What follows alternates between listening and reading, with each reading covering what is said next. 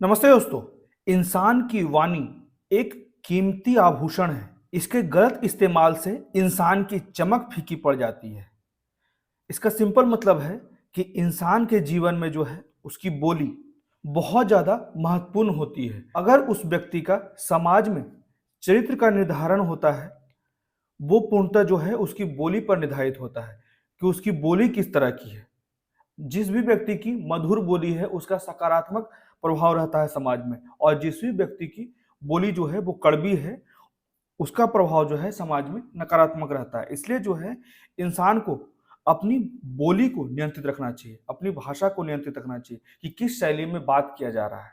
ठीक है, इसी के साथ आज का हम लोग डिस्कशन शुरू कर लेते हैं। आज का डेट है 25 अप्रैल 2024 और अभी हम डिस्कस करेंगे द हिंदू के कुछ इंपॉर्टेंट आर्टिकल्स हिंदी में। तो इसमें सबसे पहला आर्टिकल हम लोग डिस्कस करेंगे क्योंकि सूरत में क्या हुआ है कि एक कांग्रेस के जो प्रत्याशी थे, जो भी लोकसभा के चुनाव में खड़े हुए थे, उनका जो है नामांकन रद्द हो गया ना। तो उसे क्या कारण थे, उसी कारण जो है इस बार सूरत में जो है बीजेपी उम्मीदवार को एक निर्विरोध विजेता घोषित कर दिया गया है। ठीक है, तो इसमें बहुत सी चीजों को पढ़ेंगे। मेनली जो है आरपीए एक्ट 1951 के दो धारा को पढ़ेंगे, जिसमें धारा 33 और धारा 36 दोनों को हम लोग विस्तार से पढ़ लेंगे। इसमें मेनली कहा जाता है कि जो भी प्रत्याशी खड़ा होते हैं चुनाव में तो उन्हें कौन कौन से नियम मानने होंगे। खासकर ये जो अभी नामांकन वापस लिया गया है, नामांकन रद्द किया गया है अभी हाल ही में, जो है रिटर्निंग ऑफिसर के द्वारा यह पूर्णतः जो है प्रस्तावक का हस्ताक्षर जो है वो नकली पाया है। उसी कारण जो है कांग्रेस के उम्मीदवार नीलेश कुंभानी का नामांकन रद्द कर दिया गया है। ठीक है, तो पूरा मामला क्या है, हर एक चीज को हम लोग विस्तार से पढ़ लेंगे। मेनली जो है हम लोग पढ़ेंगे यूपीएससी के सिलेबस के अकॉर्डिंग कि किस तरह के सवाल पूछे जाते हैं। ठीक है, ज्यादा पॉलिटिकली हम लोग नहीं घुसेंगे। उसके बाद अगला आर्टिकल है कि भारतीय नाविक उथल पुथल भरे समुद्र में बेहतरी के हकदार है। अभी हाल ही में देखा गया है वैश्विक स्तर पे, खासकर लाल सागर और होमुर्ज जलडमरू के पास लगातार जो है हमले किए जा रहे हैं समुद्र में, जिसके कारण जो है भारतीय नाविकों के बीच बढ़ती जो है सुरक्षा की चिंताएं उत्पन्न हो गई। इसी के लिए जो है भारत ने आईएमओ मतलब कि अंतर्राष्ट्रीय समुद्री संगठन की कानूनी समिति के 111वें सेशन में 111वें सत्र में 3 कागजात प्रस्तुत किए, जो कि 22 से 26 अप्रैल के बीच में अभी हुआ है। ठीक है, 2024 में। ये ध्यान रखिएगा, यहाँ पे बहुत से मुद्दे भारत सरकार के द्वारा उठाए गए जिससे कि समुद्री धोखाधड़ी से निपटने के लिए अंतर्राष्ट्रीय समुद्री संगठन के द्वारा कुछ महत्वपूर्ण कदम उठाए जाए। भारत ने समुद्री डकैती, सशस्त्र डकैती, चरमपंथी हमले, क्षेत्रीय संघर्ष, ड्रोन हमले, समुद्री हथियार, इन सभी का उपयोग ज्यादातर जो है समुद्र में हमले के लिए किया जा रहा है। इसी के लिए जो है इससे निपटने के लिए, इन समुद्री खतरों से निपटने के लिए ही जो है व्यापक अंतर्राष्ट्रीय सहयोग का आह्वान किया गया है भारत के द्वारा। तो क्या मामला है, इसमें हर एक चीज को हम लोग विस्तार से पढ़ लेंगे, आईएमओ के बारे में विस्तार से पढ़ लेंगे। ठीक है, उसके बाद अगला आर्टिकल जो है लगातार जो है गर्मी बढ़ती जा रही है, तो ऐसा इलेक्शन कमीशन ऑफ इंडिया का मानना है कि तापमान के लगातार वृद्धि के कारण जो है अभी जो फेज 1 का जो इलेक्शन हुआ है उसमें अतिरिक्त गर्मी के कारण ही जो है मतदाता की बहुत कम संख्या देखी गई है मतदान में। ठीक है, तो इसके क्या कारण है, उसका जो आने वाला चुनाव है अभी दूसरा फेज जो है 26 अप्रैल को है। तो इसी के लिए जो है इलेक्शन कमीशन ऑफ इंडिया जो है बहुत सी सावधानियां बरत रहा है और लगातार जो है भारत मौसम विज्ञान विभाग के संपर्क में है, और जिससे उम्मीद किया जा रहा है कि प्रत्येक चरण से पहले जो है लगभग 5 दिन पहले सारा ब्यौरा ले लिया जाए कि स्थानीय गर्मी और आर्द्रता का आकलन करके और बूथों पर पर्याप्त सुविधाएं सुनिश्चित की जाए। ठीक है, तो इसमें मेनली जो हम लोग पढ़ेंगे कि बहुत सी चीजें जो है, गर्मी तो होती ही है, खास के जो है जितने भी मतदान बूथ होते हैं वहां पे अव्यवहारिक कार्य भी होते हैं, सही तरीके से उसको प्रबंधित नहीं किया जाता है। चाहे वो लोग ही जो मतदान देने आते हैं वो लाइन में नहीं खड़े होते हैं, तो उससे और अतिरिक्त गर्मी बढ़ जाती है। ठीक है, भीड़ भाड़ बढ़ा हुआ रहता है, उसके बाद शैडो नहीं होता है, छायादार विश्राम स्थल की कमी होती है। ठीक है, तो इनके कारण जो है और ज्यादा मतदान बूथों पे गर्मी बढ़ जाती है और गर्मी की समस्या उत्पन्न हो जाती है। इससे निपटने के लिए इस बार जो है पहले से तैयारी कर रहा है चुनाव आयोग, तो इसको भी हम लोग विस्तार से पढ़ लेंगे। उसके बाद अगला आर्टिकल है कि राष्ट्रीय स्वच्छ वायु कार्यक्रम, नेशनल क्लीन एयर प्रोग्राम, इसको लॉन्च किया गया था 2019 में और इसका टारगेट रखा गया था कि 2024 तक 2017 के स्तर से, ठीक है, 2017 के स्तर से 2024 तक लगभग 20 से 30% जो है पार्टिकुलेट मैटर्स के कंसेंट्रेशन को कम करना है। ठीक है, जो पॉल्यूटेड हवाओं में पार्टिकुलेट मैटर्स के कंसेंट्रेशन बढ़ते जा रहे हैं उसी को कम करने के लिए लाया गया है नेशनल क्लीन एयर प्रोग्राम। ठीक है, लेकिन इसको फिर से बढ़ा दिया गया है। ये जो 2024 का लक्ष्य रखा गया था अभी से 2026 कर दिया गया है और इसमें जो पार्टिकुलेट मैटर्स हैं उसको कम करने के लिए 40% कर दिया गया है, जिसे पहले 20 से 30% किया गया था। ठीक है, तो इसको भी हम लोग विस्तार से पढ़ लेंगे आर्टिकल में। तो आइए शुरू करते हैं आज का डिस्कशन, जिसमें हम लोग पहला आर्टिकल पढ़ेंगे कि क्या कारण है कि सूरत में एक बीजेपी कैंडिडेट जो है वो निर्विरोध रूप से चुन लिया गया है। अभी तो एक ही फेज लोकसभा चुनाव का हुआ है, तो इसके क्या कारण है। तो सूरत में बीजेपी उम्मीदवार को विजेता क्यों घोषित किया गया है, तो गुजरात के सूरत लोकसभा क्षेत्र में भाजपा के उम्मीदवार को निर्विरोध घोषित कर दिया गया है। यह कांग्रेस पार्टी द्वारा खड़े किए गए एक उम्मीदवार के नामांकन पत्र की अस्वीकृति और अन्य उम्मीदवारों द्वारा, देख सकते हैं कि एक जो कांग्रेस की तरफ से खड़ा किया गया था उम्मीदवार, उसके नामांकन पत्र की अस्वीकृति की गई।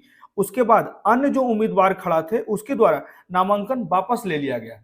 इसके क्या कारण है, तो नामांकन के लिए क्या क्या कानून बनाए गए हैं, जैसे कि 1951 का जो आरपीए एक्ट है, रिप्रेजेंटेशन ऑफ पीपल एक्ट 1951, उसके 2 सेक्शन मुख्यतः इसके बारे में बहुत से प्रावधान दिए हैं, जिसमें धारा 33 सेक्शन 33 और धारा 36 दोनों को हम लोग विस्तार से पढ़ लेंगे। तो सबसे पहले सेक्शन 33 के बारे में क्या कहा जाता है, तो इस अधिनियम के अनुसार 25 वर्ष से अधिक आयु का मतदाता भारत के किसी भी निर्वाचन क्षेत्र से लोकसभा चुनाव लड़ सकता है। तो ये ध्यान रखिएगा, मतदाता, ऐसा नहीं कि कोई भी निवासी और मतदाता में बहुत अंतर होता है और इस तरह के सवाल लगातार यूपीएससी में पूछे जाते हैं। ठीक है, मतदाता का मतलब क्या है, वो लगभग 18 साल का हो चुका है, वो मतदान देने का अधिकार रखता है। ठीक है, और उसने 25 वर्ष की आयु पार कर ली है। ऐसा नहीं कि कोई भी निवासी, अगर सभी निवासी की बात करें तो सभी जो है वो मतदान करने के लिए एलिजिबल नहीं होते हैं। ठीक है, उसी में आगे जो है कुछ प्रावधान जो है उम्मीदवार का, ये प्रस्तावक का ही पूरा का पूरा मुद्दा है, जो कांग्रेस पार्टी से खड़ा किया गया था एक उम्मीदवार और उसके नामांकन को रद्द किया गया है, इसमें प्रस्तावक का ही पूरा का पूरा धोखाधड़ी हुआ है। ठीक है, तो उम्मीदवार का प्रस्तावक उस संबंधित निर्वाचन क्षेत्र से निर्वाचक होना चाहिए जहां नामांकन दाखिल किया जा रहा है, और किसी मान्यता प्राप्त दल, राष्ट्रीय या राज्य के मामले में उम्मीदवार के पास, ठीक है, यहाँ पे कहा जाता है कि कोई भी अगर रजिस्टर्ड पॉलिटिकल पार्टी है, अगर उसके थ्रू कोई भी उम्मीदवार खड़ा होता है तो उसे कम से कम एक प्रस्तावक रखना होगा। ठीक है, और अगर कोई उम्मीदवार जो बिना किसी रजिस्टर्ड पार्टी से खड़ा हो या फिर निर्दलीय उम्मीदवार हो तो उसके लिए जो है कम से कम 10 प्रस्तावक होने चाहिए। तो एक उम्मीदवार अलग अलग प्रस्तावकों के साथ अधिकतम 4 नामांकन पत्र दाखिल कर सकता है। उसका उद्देश्य किसी उम्मीदवार के नामांकन को स्वीकार करना संभव बना। अब देख लेते हैं आरपीए एक्ट का सेक्शन 36, धारा 36 क्या कहता है, तो रिटर्निंग ऑफिसर द्वारा नामांकन पत्रों की जांच के संबंध में, ठीक है, यहां जो था पूरा का पूरा प्रावधान लिखा गया था कि किस तरह से नामांकन पत्र भरना है, क्या क्या एलिजिबिलिटी होनी चाहिए। उसके बाद सेक्शन 36 में कहा गया है कि रिटर्निंग ऑफिसर द्वारा नामांकन पत्रों की जांच के संबंध में कानून निर्धारित करती है। इसमें यह प्रावधान है कि रिटर्निंग ऑफिसर किसी ऐसे दोष के लिए किसी भी नामांकन को अस्वीकार नहीं करेगा जो पर्याप्त प्रकृति का नहीं है। हालांकि यह निर्दिष्ट करता है कि उम्मीदवार या प्रस्तावक के हस्ताक्षर वास्तविक नहीं पाए जाने पर अस्वीकृति का आधार है। यहाँ पे क्लियर कहा गया है कि अगर प्रस्तावक का जो हस्ताक्षर है वो फेक है, वो सही नहीं है, उस आधार पे भी उसका नामांकन रद्द हो सकता है, जिसके कारण जो है अभी सूरत में जो है कांग्रेस के उम्मीदवार का नामांकन रद्द किया गया। अब वर्तमान के मुद्दे के बारे में हम लोग जान लेते हैं। तो सूरत निर्वाचन क्षेत्र के लिए कांग्रेस पार्टी के उम्मीदवार नीलेश कुंभानी ने नामांकन पत्र के 3 सेट दाखिल किए थे और इन 3 नामांकन पत्रों के प्रस्तावक उनके बहनोई, भतीजे और बिजनेस पार्टनर थे। तो एक भाजपा कार्यकर्ता ने ही एलिगेशन लगाया था। ठीक है, तो एक भाजपा कार्यकर्ता ने श्री कुंभानी के नामांकन पर आपत्ति जताते हुए आरोप लगाया कि उनके प्रस्तावकों के हस्ताक्षर वास्तविक नहीं है। तो इसलिए जो है रिटर्निंग ऑफिसर के द्वारा इस पर संज्ञान लिया गया। रिटर्निंग ऑफिसर को प्रस्तावकों से शपथ पत्र भी मिले जिसमें दावा किया गया कि उन्होंने उम्मीदवार के नामांकन पत्र पर हस्ताक्षर नहीं किए हैं। ठीक है, यहाँ पे देख सकते हैं कि प्रस्तावकों से शपथ पत्र भी मिले जिसमें दावा किया गया कि उनमें उम्मीदवारों के नामांकन पत्र हस्ताक्षर नहीं किए गए। ठीक है, इसी कारण जो है उसे रद्द कर दिया गया उसका नामांकन पत्र। इसी में कैंडिडेट से उठाई गई आपत्तियों पर 1 दिन के भीतर जवाब या स्पष्टीकरण मांगा गया। चूंकि प्रस्तावक को जांच के लिए निर्धारित समय के भीतर आरओ के समक्ष प्रस्तुत नहीं किया जा सका, इसलिए जो है नामांकन पत्रों के सभी 3 सेट खारिज कर दिए गए। ठीक है, जो समय दिया गया था आरओ के द्वारा, उस समय भी जो है प्रस्तावक मौजूद नहीं थे। कांग्रेस पार्टी के जो उम्मीदवार ने 3 प्रस्तावक रखे थे, वो वहां पे दोबारा से भी आरओ के समक्ष खड़े नहीं हुए, इसलिए जो है उनका नामांकन पत्र रद्द कर दिया गया। तो ऐसे में कांग्रेस पार्टी ने अपने उम्मीदवार के तौर पर दोबारा से, जैसे कि नीलेश कुंभानी को अगर उसका नामांकन रद्द कर दिया गया, तो इसके स्थान पे एक दूसरा उम्मीदवार खड़ा किया गया कांग्रेस पार्टी के द्वारा, सुरेश पडसाला, जिसको फिर से जो है इसी एलिगेशन के कारण जो है आरओ के द्वारा उसका भी नामांकन रद्द कर दिया गया। इसी कारण से खारिज कर दिया गया था कि वह प्रस्तावों के हस्ताक्षर असली नहीं होने। ठीक है, और अन्य नामांकन या तो खारिज कर दिए गए या वापस ले लिए गए, जिससे कि भाजपा उम्मीदवार मुकेश दलाल को विजेता घोषित कर दिया गया निर्विरोध। ठीक है, अब देख लेते हैं कि कानूनी सहारा क्या है। तो कम से कम 35 उम्मीदवार अभी तक 1947 से लेकर 2012 तक अभी जो है 36वां उम्मीदवार जो है अभी गुजरात में जो निर्विवाद रूप से चुने गए हैं, मुकेश दलाल। ठीक है, तो याद रखिएगा कि भारत की आजादी के बाद से 1947 से 2012 तक कम से कम 35 उम्मीदवार जो है निर्विरोध रूप से चुने जा चुके हैं लोकसभा के चुनाव में। इनमें से अधिकांश जो है वो स्वतंत्रता के बाद पहले 2 दशकों में थे और आखिरी बार जो थे 2012 में एक निर्विरोध जो है चुने गए थे।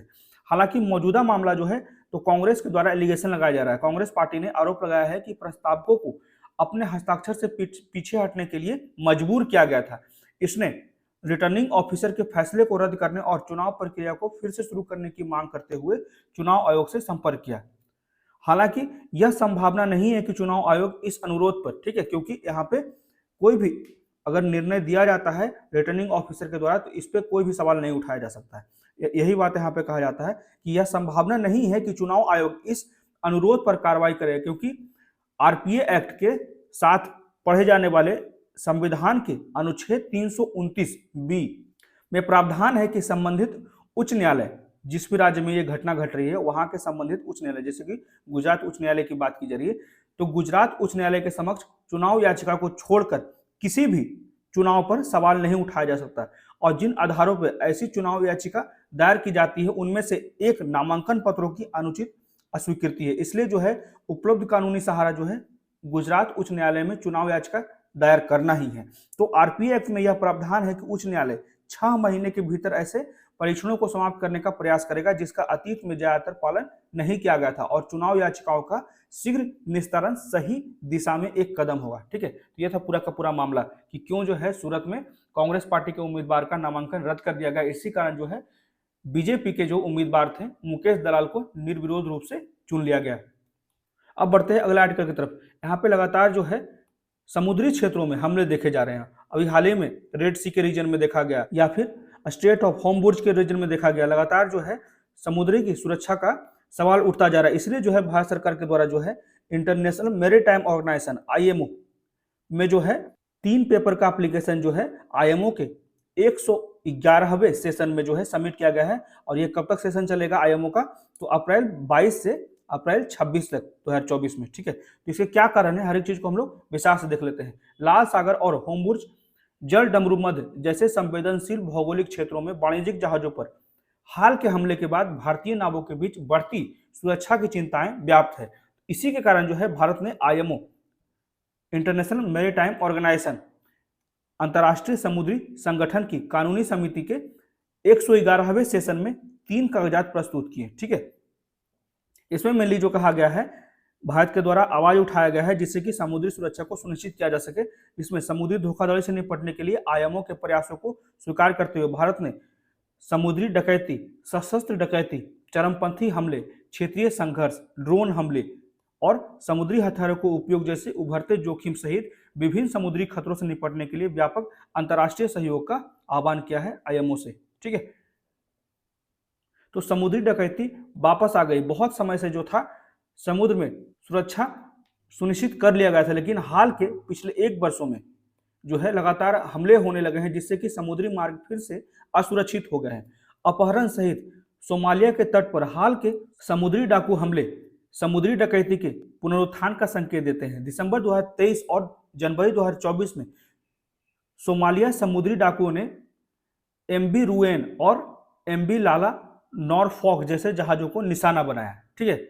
इसीलिए जो है भारत सरकार के द्वारा समुद्री कानून पर संयुक्त राष्ट्र कन्वेंशन के अनुरूप समुद्री डकैती से निपटने और नाविकों की सुरक्षा करने के लिए, ये दोनों चीजें ध्यान रखिएगा कि समुद्री डकैती से निपटने, यहाँ पे जो है एक तो जीवन की सुरक्षा की बात की जा रही है, उसके बाद जितने भी समुद्री नाव हैं उसमें बड़ी मात्रा में जो है सामान होते हैं, तो उससे कहीं ना कहीं धन की भी क्षति होती है। तो दोनों चीजों से निपटने के लिए, समुद्री डकैती से निपटने और नाविकों की सुरक्षा के लिए सतर्कता, सक्रिय उपाय और अंतर्राष्ट्रीय सहयोग का आह्वान किया गया है, ठीक है। इसलिए यहाँ पे भारत सरकार के द्वारा कहा गया है 2020 के बाद से भारतीय समुद्री प्रशासन को नाविक शोषण के 200 से अधिक मामले सूचित किए गए हैं और भारत ने इन सभी मुद्दों को संबोधित करने और समुद्री श्रम सम्मेलन 2006 के तहत नाविकों के अधिकारों को सुनिश्चित करने के लिए अंतर्राष्ट्रीय समन्वय से आग्रह किया है, ठीक है। आईएमओ से आग्रह किया गया है। ये देख सकते हैं फिगर में कि किस तरह से हमले किया जाता है। ये सोमालिया का ही एक फिगर है, ठीक है, और जो पोस्ट किया गया है इंडियन आर्मी के द्वारा। तो अधिकारियों पर एक भारतीय पहल, क्या पहल लिया गया है भारत सरकार के द्वारा? तो भारत सरकार और राष्ट्रीय मानवाधिकार आयोग ने समुद्र में मानवाधिकार पहल की शुरुआत की है।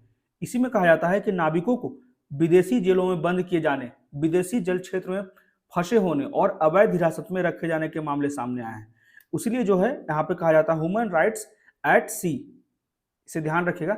इसी में कहा जाता है कि भारतीय नाविकों के खिलाफ दुर्व्यवहार को उजागर किया गया है, जिसमें लगभग 200 विदेशी जेलों में 200 जो नाविक हैं, भारतीय नाविक हैं, वो विदेशी जेलों में बंद हैं, जिसमें से 65 जो हैं वो इंडोनेशिया के जेल में बंद हैं और 115 दिनों से फंसे हुए हैं। इसलिए जो है राष्ट्रीय मानवाधिकार आयोग ने कहा है कि टैक्स से बचने के लिए, करों से बचने के लिए विदेशी पंजीकरण के तहत परिचालन करने वाले भारतीय नाविकों के खिलाफ उल्लंघन के लिए जहाज मालिकों को जिम्मेदार ठहराने की चुनौतियों पर प्रकाश डाला गया, ठीक है। जहाज मालिक जो है जबरन इस तरह के कार्य करवाते हैं पैसे का लोभ देकर, लालच देकर, ठीक है। और समुद्री उद्योग में मानवाधिकारों की सुरक्षा के लिए हितधारकों और तंत्रों के बीच सक्रिय सहयोग की आवश्यकता है, जिससे समुद्री सुरक्षा को सुनिश्चित किया जा सके, नागरिकों के जीवन को सुरक्षित रखा जा सके, ठीक है। इसी में आगे कहा जाता है कि दुनिया भर में विशेषकर मालवाहक जहाजों पर लगभग 2.5 लाख भारतीय नाविकों की सेवा उपलब्ध होती है, ठीक है। लगभग 2.5 लाख भारतीय जो है यहाँ पे मालवाहक जहाजों में होते हैं, काम कर रहे होते हैं। तो अंतर्राष्ट्रीय समुद्री ब्यूरो के हालिया आंकड़े से पता चलता है कि पिछले 10 महीने में गंभीर समुद्री डकैती घटनाओं में लगभग 10% से अधिक वृद्धि हो गई, ठीक है। ये जो है आंकड़ा जो है अंतर्राष्ट्रीय समुद्री ब्यूरो का है, ये ध्यान रखिएगा। तो सशस्त्र समुद्री डाकू लगभग 90% लक्षित मालवाहक जहाजों पे सवार हो जाते हैं। अभी पिछला हम लोग फिगर देखे थे, जिससे कि नाविकों को खतरा उत्पन्न होता है, नाविकों के जीवन पर खतरा उत्पन्न हो जाता है, क्योंकि जितने भी मालवाहक जहाज होते हैं बहुत बड़े बड़े होते हैं और ये जो लुटेरे होते हैं इनके पास छोटे जहाज होते हैं और हाई स्पीड के जहाज होते हैं, ठीक है। इसलिए हमला जो करते हैं बड़े बड़े मालवाहक जहाजों पर ही किया जाता है। तो इसी रिपोर्ट में कहा जाता है कि ईरानी शिपिंग कंपनियां अंतर्राष्ट्रीय भर्तीकर्ताओं जो रिक्रूट करते हैं, ठीक है, समुद्र के अंदर कार्य करने के लिए या फिर जो मालवाहक जहाजों पे कार्य करने के लिए रिक्रूटर होते हैं, ठीक है। तो ईरानी शिपिंग कंपनियां और अंतर्राष्ट्रीय भर्तीकर्ताओं के साथ मिलकर मध्य पूर्व में उच्च वेतन और अवसरों के झूठे वादे, यहाँ पे क्लियर कहा जाता है कि अवसरों के झूठे वादे का लालच देकर भारतीय नाविकों का शोषण करती है, ठीक है। इन नाविकों को अक्सर अत्यधिक काम पे उतना आय भी नहीं होता है और उन्हें अपर्याप्त भोजन भी मिलता है और विदेशी नौकरियों को सुरक्षित करने के लिए भारी शुल्क का भुगतान करने के बावजूद उन्हें अवैध माल परिवहन करने के लिए मजबूर किया जाता है, ठीक है, इन कंपनियों के द्वारा। तो नाविकों को समर्थन की आवश्यकता है, यही जो है भारत सरकार के द्वारा गुहार लगाया जा रहा है और सभी देशों को जरूरत है समुद्री मार्ग की। कहीं भी एक जगह से दूसरे स्थान पर अपने देश की आवश्यकता के लिए हर एक देश जो है कहीं ना कहीं से अपना माल परिवहन करवाती ही है। इसलिए जो है सभी को एकजुट होकर जो है जो नाविकों के जीवन की सुरक्षा है या फिर जो मालवाहक बड़े बड़े जहाज है जो समुद्र में है उनकी सुरक्षा को सुनिश्चित करने के लिए सभी देश को एकजुट होना होगा।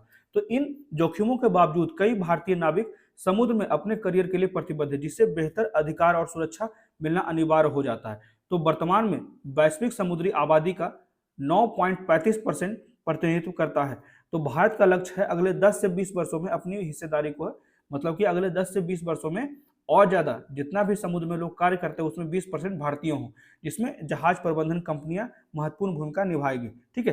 तो जितने भी कॉमर्शियल जहाज होते हैं, वाणिज्यिक जहाजों पर हाल के हमलों ने भारतीय नाविकों के बीच सुरक्षा चिंताओं को बढ़ा दिया है, तो कुछ लोगों को सुरक्षा भय के कारण अपनी नौकरी छोड़ने का भी विचार कर रहे हैं, और यह सरकारी सहायता और संवर्धित सुरक्षा उपायों की तत्काल आवश्यकता को रेखांकित करता है। इसलिए जो है भारत सरकार के द्वारा लगातार जो है आईएमओ में आग्रह किया जा रहा है समुद्री सुरक्षा को सुनिश्चित करने के लिए, नाविकों की सुरक्षा को सुनिश्चित करने के लिए। अब बढ़ते हैं अगले आर्टिकल की तरफ। इसमें सिंपली जो है ये आर्टिकल में कहा जाता है कि अभी जो पहला फेज हुआ है लोकसभा का चुनाव का 19 अप्रैल को, और दूसरा फेज जो है 26 अप्रैल को है, ठीक है। तो ईसीआई के द्वारा कहा गया है कि जो मतदाता की कम मात्रा थी, मतदाताओं की संख्या कम थी पहले फेज में, उसका मुख्य कारण जो है वो गर्मी है। लगातार जो है तापमान में वृद्धि है, उसी कारण जो है मतदाता बहुत कम जो है शामिल हुए मतदान करने में।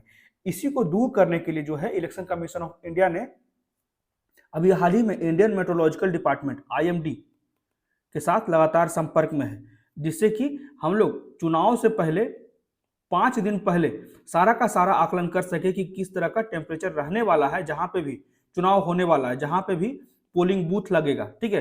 तो वहां पे गर्मियों से राहत के लिए अनेक उपाय किए जाएंगे, चाहे वो शेल्टर लगाए जाएंगे, ठीक है, या फिर फ्रूट्स रखे जाएंगे, फल रखे जाएंगे, या फिर वुमेन्स हो गए, या फिर ओल्ड एज के लोग, उनके लिए अतिरिक्त सुविधाएं उपलब्ध कराई जाएगी, जल का सही उपलब्धता होगा, ठीक है। तो हर एक चीज को हम लोग इसमें विस्तार से पढ़ लेते हैं। वही बात यहाँ पे कहा जाता है कि ईसीआई भारतीय चुनाव आयोग ने 19 अप्रैल को आम चुनाव के पहले चरण के दौरान गर्मी के कारण मतदाता अधिक संख्या में मतदान नहीं कर सके, ऐसा कहा गया। इसलिए जो है इलेक्शन कमीशन ऑफ इंडिया ने आईएमडी, ठीक है, भारत मौसम विज्ञान विभाग, इंडियन मेट्रोलॉजिकल डिपार्टमेंट के प्रतिनिधियों के साथ बात की, और स्वास्थ्य और परिवहन कल्याण मंत्रालय और राष्ट्रीय आपदा प्रबंधन प्राधिकरण को मतदान के प्रत्येक चरण से पहले 5 दिन के लिए स्थानीय गर्मी और आर्द्रता का आकलन करना होगा, और जितने भी पोलिंग बूथ हैं, बूथों पर पर्याप्त सुविधाएं सुनिश्चित करने के लिए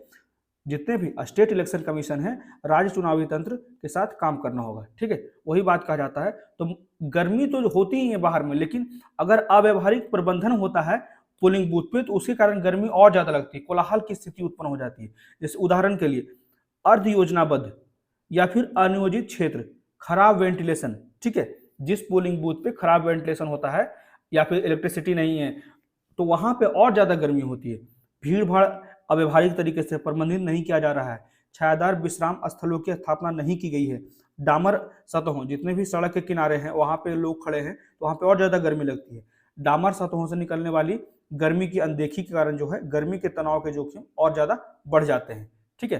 तो बचाव कैसे कैसे करना है गर्मी का, तो यहाँ पे क्या क्या कहा जाता है, जैसे कि यहाँ पे एग्जाम्पल दिया जा रहा है, जिस तरह से बच्चों को सरकारी स्कूल में आकर्षित करने के लिए मिड डे मील लाया गया, ठीक है, उसी की बात की जा रही है कि अधिक लोगों को वोट देने के लिए प्रेरित करना, अधिक बच्चों को स्कूल भेजने जैसे, जिसमें मध्यम भोजन योजना ने महत्वपूर्ण भूमिका निभाई। इसी तरह से इलेक्शन कमीशन ऑफ इंडिया गर्मी के जोखिम को कम करके मतदान को प्रोत्साहित करने के लिए इसी तरह के उपाय को लागू करने के लिए कार्य कर रही है, ठीक है। जैसे कि घर और मतदान केंद्र के बीच आवागमन के दौरान मतदाता को होने वाली शारीरिक परेशानी को मतदान की तारीखों और घंटों में बदलाव, ठीक है, जैसे कि गर्मी ज्यादा है तो मॉर्निंग शिफ्ट कर दिया, दोपहर में 2-3 घंटे का रेस्ट कर दिया, ठीक है, या कम भी लोग आए तो थोड़ा एक्सटेंड कर दिया गया शाम में, जिससे कि लोगों को आसानी हो सके, गर्मी से राहत मिल सके। उसी की बात की जा रही है कि घंटों में बदलाव करके कुछ हद तक नियंत्रित किया जा सकता है। तो इसी में आगे कहा जाता है जैसे कि क्या क्या महत्वपूर्ण कार्य करने की आवश्यकता है, जिससे कि पोलिंग बूथ पे जो है गर्मी से राहत मिल सके। तो जैसे कि वहां पे शेल्टर्स लगाया जाए, छायादार प्रतीक्षा क्षेत्र बनाया जाए, ठीक है, जिससे कि वहां पे लोग जो वेट कर रहे हैं अपना मतदान करने के लिए वो गर्मी से बच सके। उसके बाद वहां वेंटिलेशन अच्छा हो, वायु प्रवाह हो, ठीक है, मौखिक पुनः जलीकरण विकल्प हो, ठीक है, ड्रिंकिंग वाटर पीने योग्य पानी की उपलब्धता हो, स्वच्छता सुविधाएं हो, कुछ फल भी रखे जाएं, ठीक है, अद्यतन प्राथमिक चिकित्सा किट हो, ठीक है, अपडेटेड जो है वो प्राथमिक चिकित्सा किट वहां पे उपलब्ध हो, उसके बाद व्हीलचेयर उपलब्ध हो, और प्रत्येक बूथ पे जो है चिकित्सा सुविधाएं उपलब्ध हो। यही कुछ इनिशिएटिव ली जा रही है इलेक्शन कमीशन ऑफ इंडिया के द्वारा, जिससे कि गर्मी से राहत मिल सके।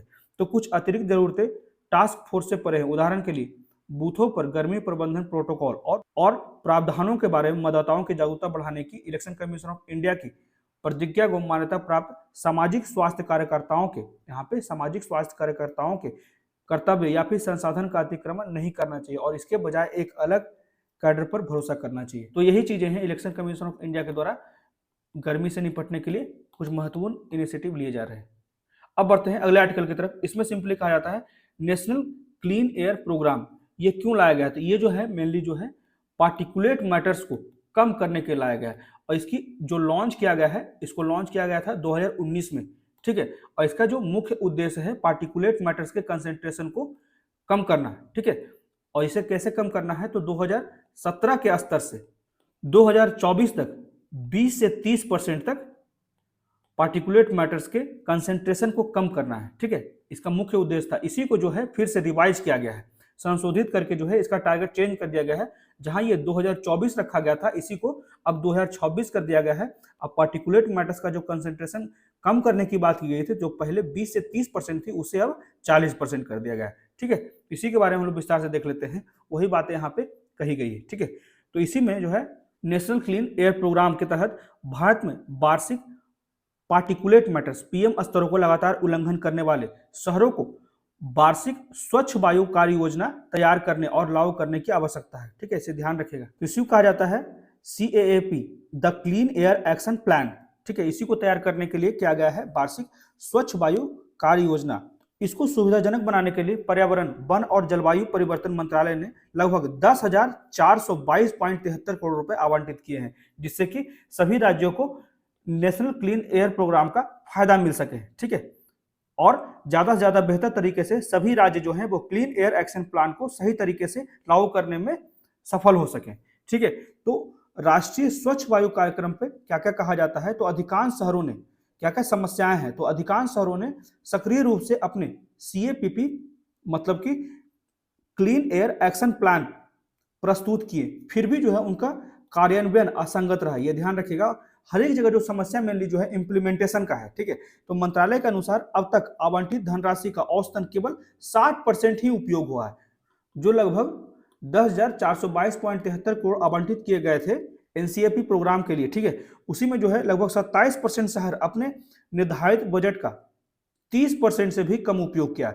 विशाखापट्टनम और बेंगलुरु जैसे शहर ने अपने NCAP, ठीक है, मतलब कि national clean air programme fund का क्रमशः 0%, विशाखापट्टनम ने NCAP फंड का 0% उपयोग किया, वहीं बेंगलोर ने मात्र 1% ही उपयोग किया कि पार्टिकुलेट मैटर को कैसे जो है हमें नियंत्रित करना है, उसे कंसंट्रेशन को कैसे हमारे एयर से कम करना है, ठीक है। तो कार्यान्वयन में देरी जो है, उसी कारण जो है राष्ट्रीय स्वच्छ वायु कार्यक्रम की सफलता में बाधा उत्पन्न हो गई, जिसमें यहाँ पे कहा जाता है कि जितने भी सक्षम अधिकारियों से अनुमोदन में देरी, यहाँ पे ये समस्या भी रही है, ठीक है। इन्हीं कारणों के कारण जो है राष्ट्रीय स्वच्छ वायु कार्यक्रम अभी भी जो है सही तरीके से अपने परिणाम को, जो सकारात्मक परिणाम उत्पन्न करने की उम्मीद की गई थी, उसे अभी तक पूरा नहीं कर पाया है।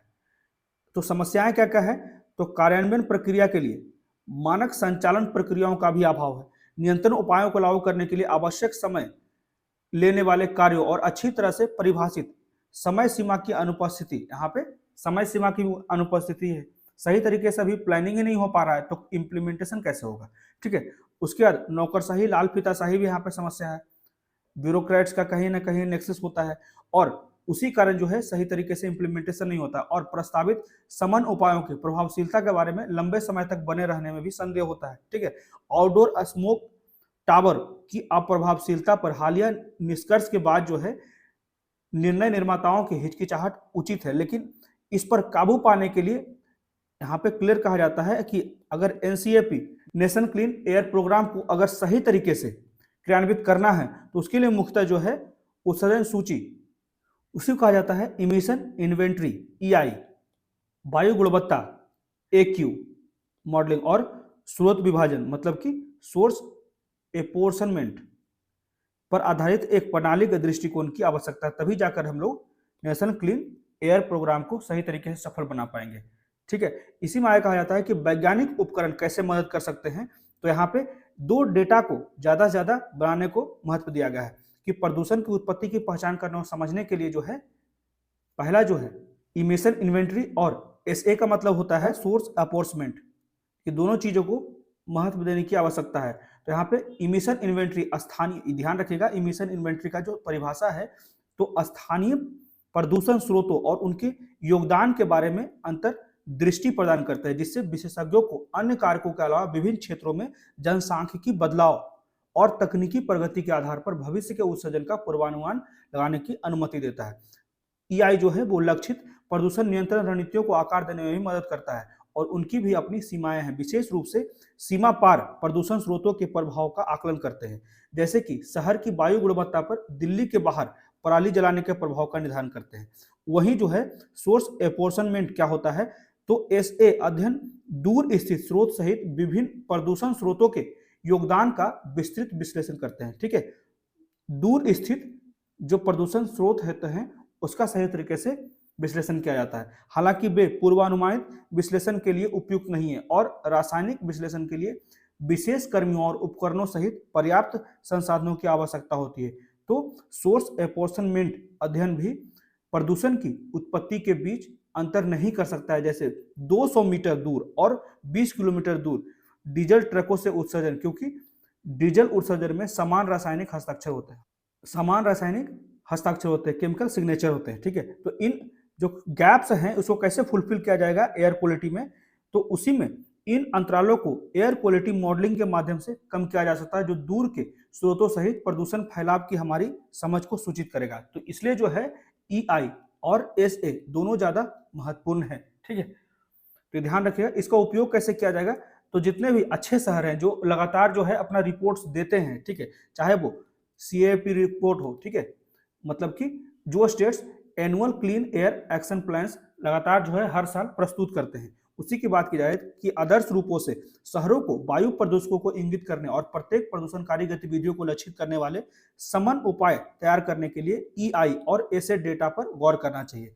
ठीक है, और गैर प्राप्ति शहरों को वायु प्रदूषण के नियमन के लिए पोर्टल के अनुसार केवल 37% शहरों ने, यहाँ पे देख सकते हैं कि मात्र 37% भारत के शहर जो हैं वो ईआई डेटा और एसए डेटा का उपयोग कर रहे हैं, उसका अध्ययन कर रहे हैं, जिसका अर्थ है कि शेष 63% जो स्टेट है भारत को, उसको इस बारे में स्पष्ट जानकारी नहीं है और उसकी हवा को क्या प्रदूषित कर रहा है उसकी भी कोई डेटा नहीं है 63% राज्यों में। ठीक है, तो इस प्रकार सीएपीपी की प्रभावशीलता पर सवाल उठाया जाता है यदि शहरों को उनके प्रस्तावित समन उपायों की व्यक्तिगत उत्सर्जन में कमी की संभावना का पता नहीं है। ठीक है, तो यही मुख्य बातें हैं कि लगभग 63% स्टेट के पास जो है अपना कोई भी प्लान नहीं है, क्योंकि जो है वो ईआई और एसए डेटा का सही तरीके से उपयोग नहीं कर पाते हैं। सीएएपी मतलब कि annual clean air action plan को वार्षिक रूप से निर्धारित नहीं कर पाते हैं। इसी कारण जो है उन्हें पता ही नहीं होता है कि उनके स्टेट में एयर का क्वालिटी किस तरह का है, कौन कौन से केमिकल